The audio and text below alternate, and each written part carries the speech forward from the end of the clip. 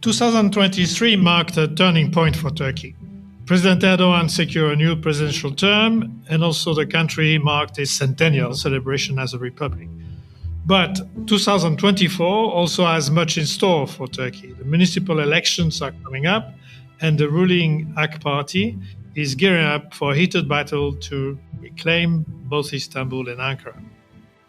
As citizens head to the poll, the Turkish leadership is addressing the nation's economic challenges while pursuing a foreign policy of self-interest. This includes managing an ambivalent relationship with Russia and Ukraine, handling tensions with the West over old and new crises from Syria to Gaza, and recently approving Sweden's NATO membership bid. As Turkey embarks on its second century, what issues lie on the horizon? What's the future of Europe's relationship with Ankara? And can Turkey keep sustaining its delicate balancing act between Russia and the West? Hello and welcome to a new episode of Europe Inside Out, Carnegie Europe's monthly podcast about the continent's greatest foreign policy challenges. My name is Marc Pierini and I am a senior fellow at Carnegie Europe.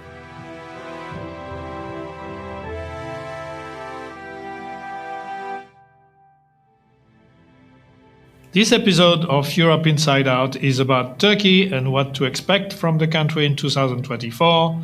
I'm joined by my colleague Sinan Ülgen, a senior fellow at Carnegie Europe. Sinan, welcome. Hey Marc, it's always a pleasure to have this conversation with you.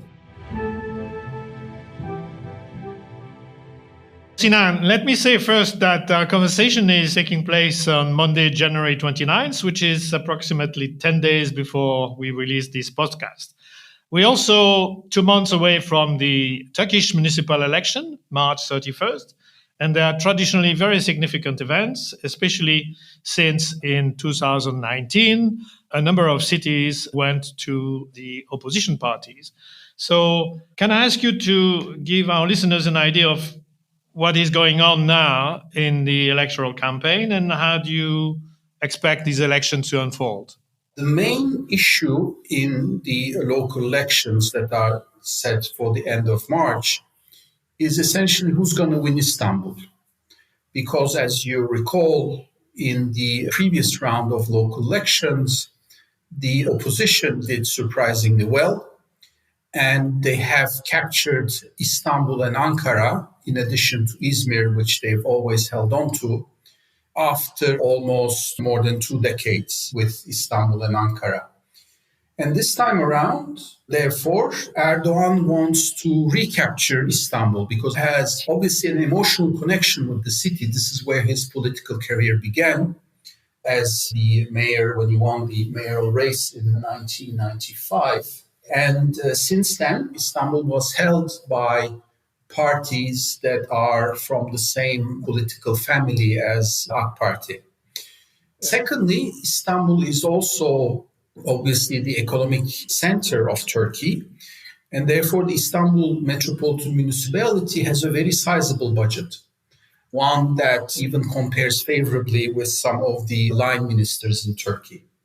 So it is therefore an entity that is also important not only politically but economically. And that's why all the attention will be on whether the current mayor, Ekrem İmamoğlu, will be able to hold on to his position or whether he will be unseated by the AK Party candidate, who's Murat Kurum, former Minister of Organization. And there, ultimately, the way that I see it, it boils down to whether İmamoğlu will receive the backing of the opposition electorate, and here particularly the pro-Kurdish electorate, because the other members of the opposition have all fielded their own candidates, but their electorate in all likelihood would still vote for İmamoğlu as the anti-Erdoğan vote. So ultimately it will matter whether the pro-Kurdish Dem, formerly known as HDP, will firstly field their own candidate, and secondly, whether it's going to be a strong candidate, in which case the opposition vote would be split, and that would raise the likelihood of AK Party recapturing the city. In the opposite scenario of having a weak candidate or no candidate, Ekrem İmamoğlu is likely to win, given his popularity. Thank you, Sinan. The expectations of European leaders, in my view, is not very high. They have seen the national leadership of Turkey acting with much unpredictability, many U-turns on various foreign policy issues. So they're observing the local elections with a prudent distance and with inevitably the memory of the spring 2023 electoral campaign, which was heavily favoring the ruling party and the incumbent president. So they're prudent.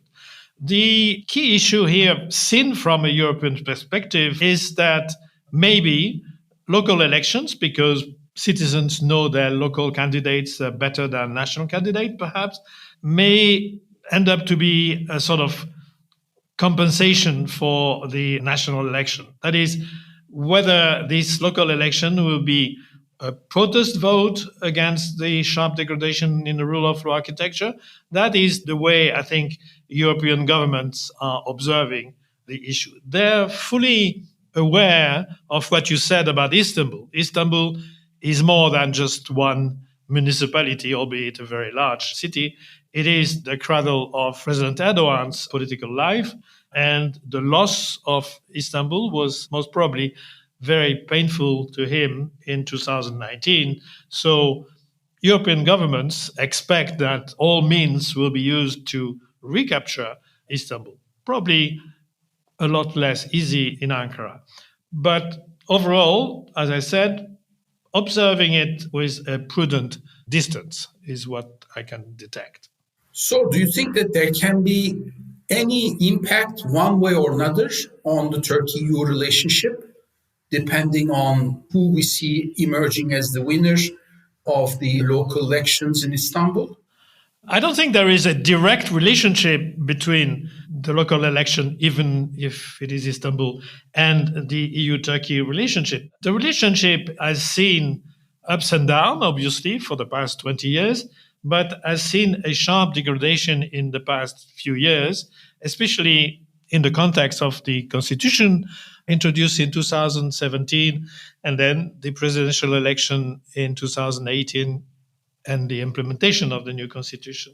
And of course, the recent events in the context of the Middle East, in the context of the invasion of Ukraine by Russia, all these issues have kind of tarnished the relationship between the EU and Turkey, or between the West and Turkey.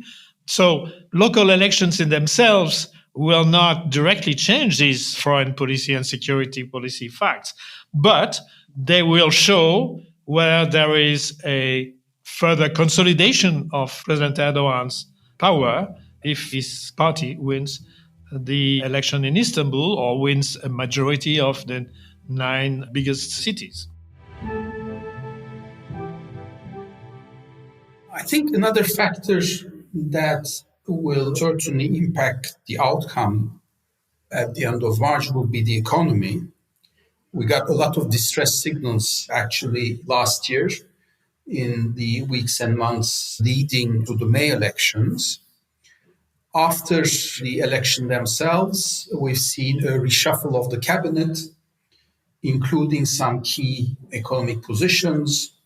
Mehmet Şimşek, the former treasury minister, stepped in. We've also seen a new appointment to the head of the central bank. And as a result, actually, we've seen a totally new economic policy that started to be implemented after the elections. So the former policy of trying to lower interest rates in order to lower inflation has vanished to be replaced by more conventional thinking, as a result of which the central bank started to raise interest rates. The policy rate was about 8.5% before elections. Now it's 45%. So quite a steep hike.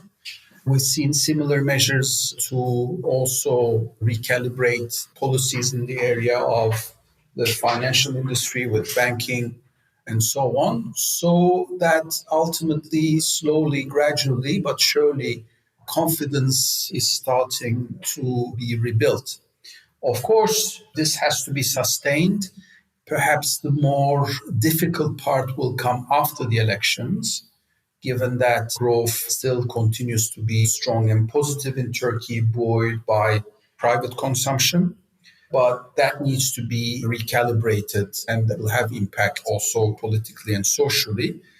But fortunately for the government, this will happen in a period where there will be no election within the 4 years after this March 2024 elections. But here, Marc, let me ask you, since I already alluded to the change to the new cabinet, how has this cabinet been perceived in the EU and the policies that it has started to implement? I'll say two different things. One is that the appointment of Mehmet Şimşek and the new governor of the central bank has been positively perceived, obviously. It has been a reversal of the previous policy. It means a more orthodox economic policy, monetary policy. So this is the main real innovation since June last year. And it continues so far. So it is seen as good news from an economic point of view, from a business circle, financial circle point of view. Other than that, the reality is that President Erdoğan won a new term. The opposition was not able to effectively challenge the results as they say they would. The coalition supporting the president in the Grand National Assembly is obviously more conservative, more nationalist. Well, observers can lament what happened, but this is behind us now. It has an impact on the way Europeans and Westerners in general observe the municipal election, as I mentioned before, whether they will be free and fair, and that is sort of background issue. But what matters really now is to see the direction Turkey will take. One is what you just said about the economic policy. Is that going to be sustained? Can Turkey effectively manage to attract more funding from outside, be it short-term funding or foreign direct investment? We know that the economy and finance minister is doing promotional tours in the US, in the Gulf, in Europe. This is all fine. But as I see it here, hearing people in London or Frankfurt, hearing some people in New York, one of the obstacles or one of the worries is whether rule of law will be restored.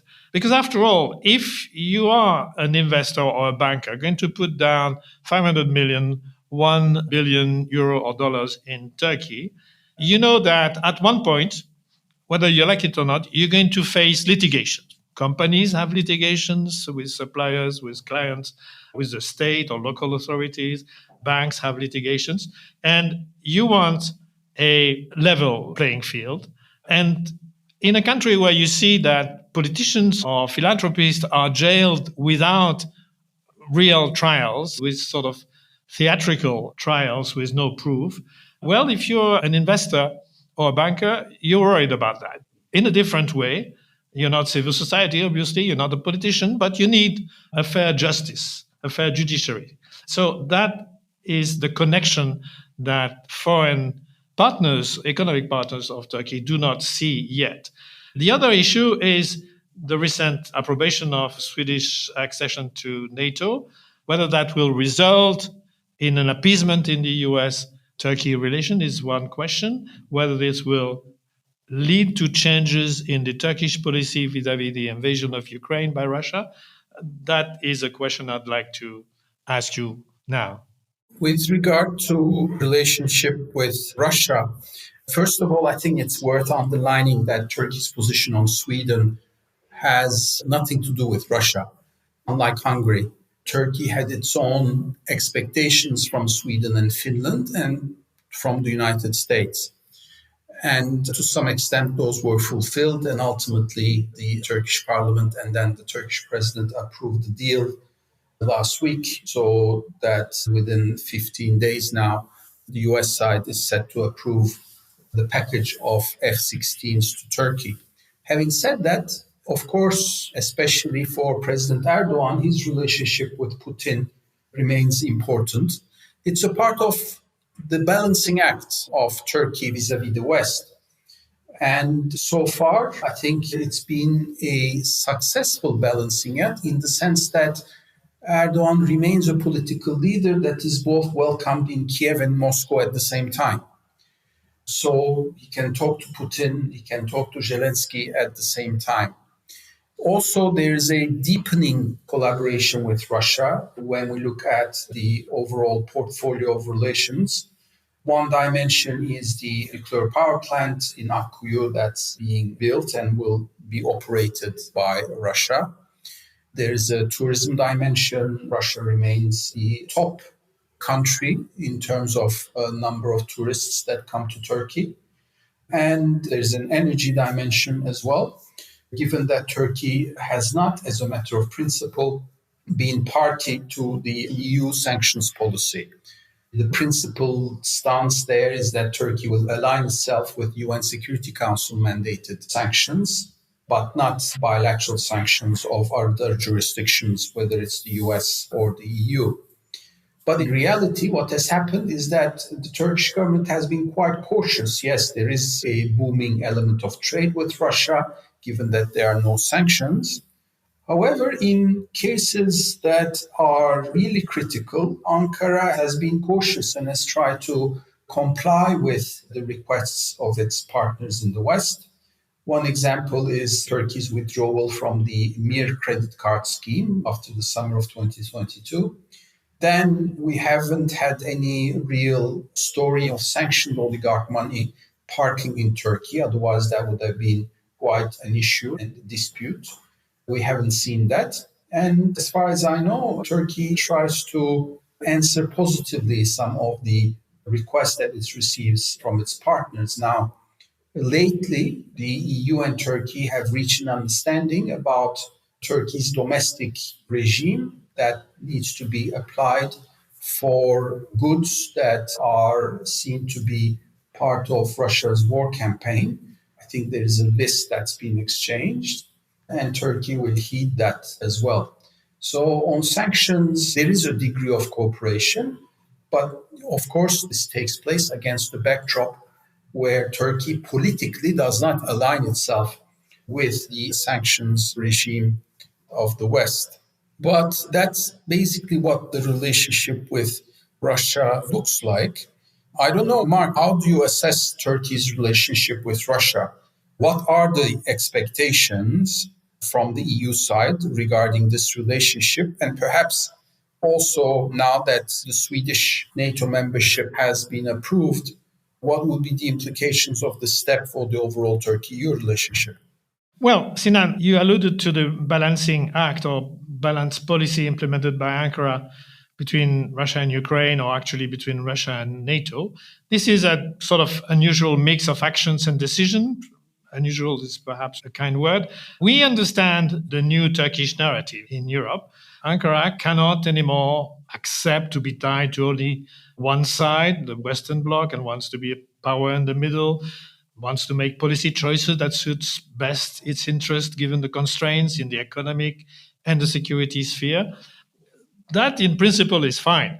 The difficulty from a Western standpoint, in my view, is that some of the specific actions taken by Turkey or not taken by Turkey in the past 2 years or in the past 5 years, if we go back to July 2019, have benefited Russia and have handicapped NATO. I'm referring here to the purchase and delivery of Russian-made S-400 missile. Of course, you mentioned the absence of sanctions against Russia. But I can also add to that Russian investment in Turkish refineries ending up facilitating Russian export of crude oil becoming Turkish finished products, or in 2023, Russia handing over to Turkey massive financial benefits like the advance payment on the nuclear-powered electricity plant in Akkuyu, or deferred payments of gas imports and payments in rubles instead of dollars. So along the way, Russia, for its own sake, has acquired a strong presence in the Turkish economy, and even one could argue a kind of dominance in the energy sector. But what matters now, in my view, is two different things. After the agreement on Swedish accession, and if the US side of the agreement to sell new F-16 fighters and improve some 80 F-16 aircraft currently in service in Turkish Air Force, if all that is implemented, we have two questions emerging. One is, will Turkey manage to freeze the S-400 missile system in its possession? in a way that doesn't impair NATO's operations in and around Turkey. That's one big issue. And two, whether these agreements will influence Ankara's participation in the reassurance operation of NATO on its eastern front and in the containment of Russia's action in and around Ukraine. How big a force, land or air, for example, could be committed by Ankara in comparison to the current very limited efforts in the NATO coalition on the Eastern Front? I think this has to be put in a context that's fast evolving, in the sense that Turkey has given its support to some of these reassurance operations, but ultimately the argument that I hear in Ankara is, look, if the US is unwilling to give us the modernized F-16s, why should we allocate our overused F-16s operation? So now that argument is at least sidelined. Having said that, Turkey has also been supporting the Baltic air policing in the past. So it had its own F-16s participating in that mission as well. The relationship with Russia, therefore, will continue to be complex and complicated. Turkey will, in any case, want to retain this political engagement with Russia, but without tarnishing its status in the West and as a NATO ally. One other, of course, interesting dynamic lately has really been the consequences of the Gaza conflict on Turkey and Turkish foreign policy. President Erdoğan, after a balanced statement in the initial few days, then switched to quite a strong rhetoric against the actions of Israel. There has been very regular rallies domestically, sometimes orchestrated by the government itself in support of the Palestinians in Gaza. And also internationally, Turkey has been quite active, with the Foreign Minister Hakan Fidan being part of a number of initiatives in order to accelerate the path to a ceasefire, which to this day proved to be futile. But turning to you, Marc, perhaps on this, where do you think Turkey fits in the broader theater of the Middle East, especially now that we see signs of possible regional escalation? Is there any scope for Turkey-EU collaboration or cooperation to bring peace to the region?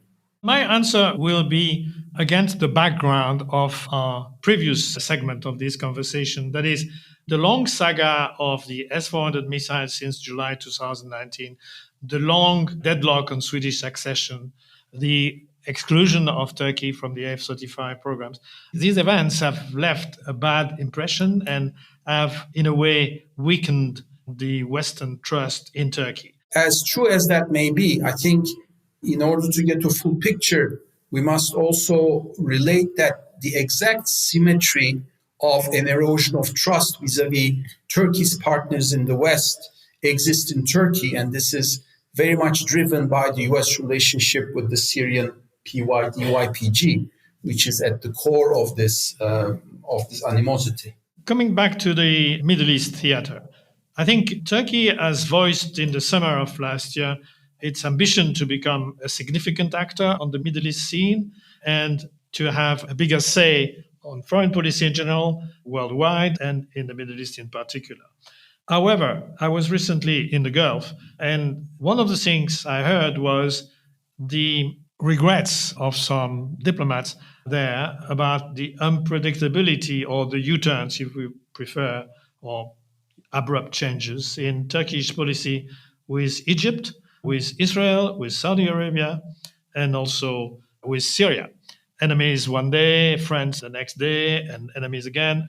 So we understand that there are domestic political and economic contingencies that may pull the policy in different directions, but there is a certain amount of puzzlement in the Gulf, not to speak of Europe. I think peace in the Middle East has long been a long and arduous endeavor.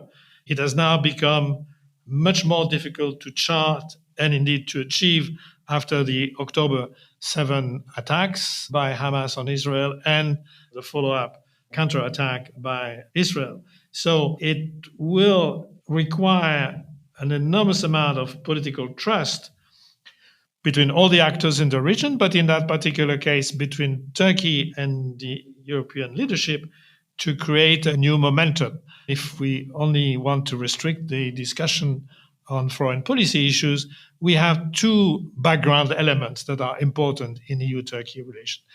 One is that for years now, the Turkish leadership has refused to discuss rule of law. Essentially, the attitude is let's talk about trade, let's talk about customs union, let's talk about European investment. Everything else is terrorism. No, it is not. Now, we have to clarify between Turkey and the EU the fact that as much as there is resentment over past actions, around the table we need to come to the real issues. One is rule of law, and the other is this perceived insistence of the Turkish leadership about accession to the EU, which of course is not in the cards. Beyond saying that Turkey wants to accede to the EU, everything which is done in terms of constitution, in terms of rule of law, in terms of the conduct of judiciary or media or civil society, all of this is going in the opposite direction of what would need to be done to operate a rapprochement with Europe. Let's hope we can even get there. We're not even there yet. I think the framework of the Turkey-EU relationship has certainly not moved beyond the refugee package since March 2016, whether it's customs union, visas, foreign policy cooperation. We haven't had any progress, so I wouldn't minimize those areas really, even though I also think that the central framework of the relationship should remain accession. The erosion of the democratic standards at home makes this certainly not an imminent objective. But having said that, there is also a perception in Turkey that the EU is not acting in good faith against Turkey.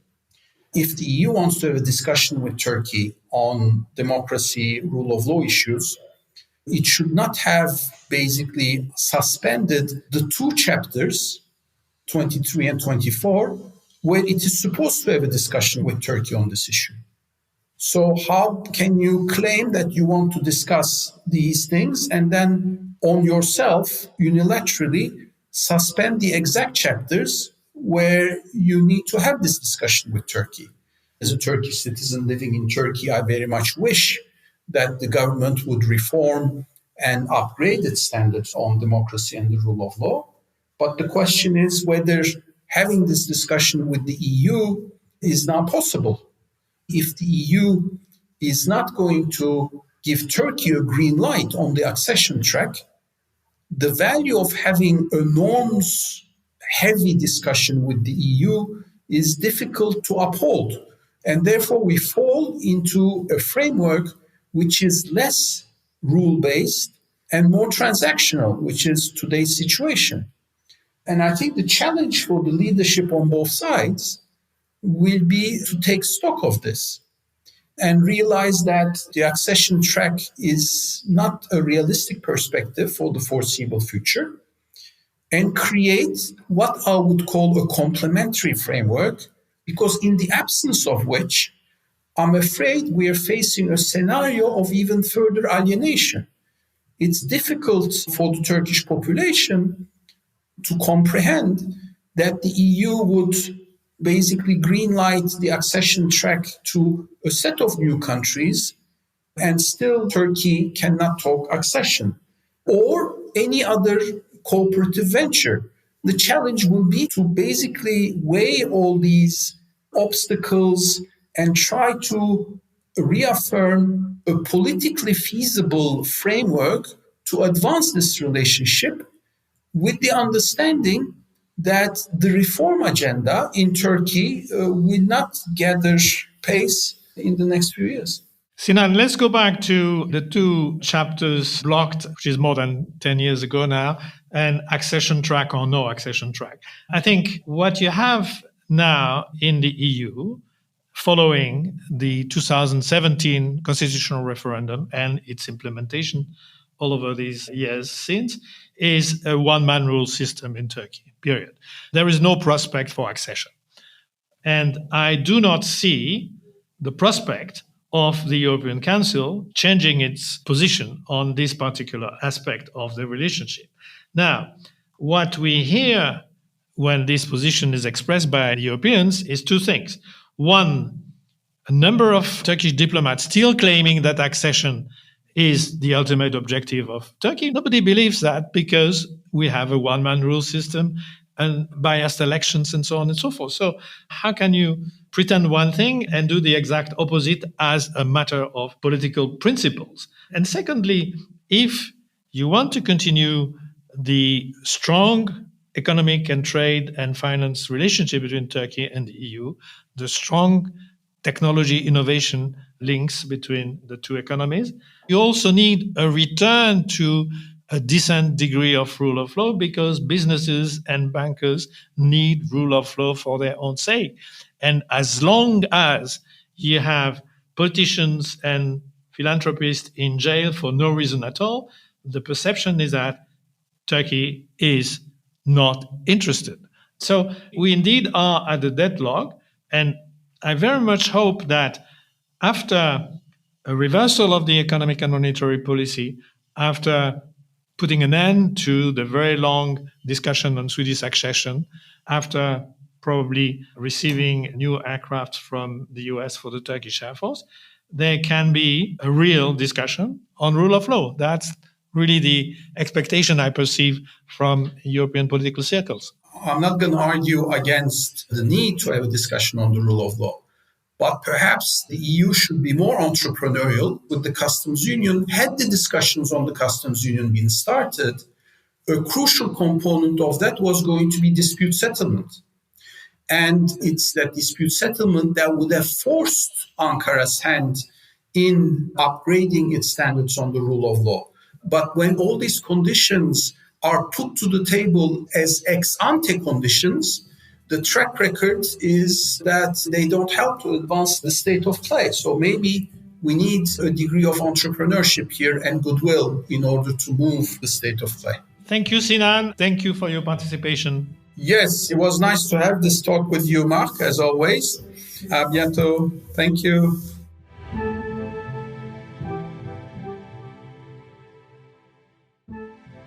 For those who are interested in learning more about Europe's relations with Turkey, I encourage you to follow Carnegie Europe's work.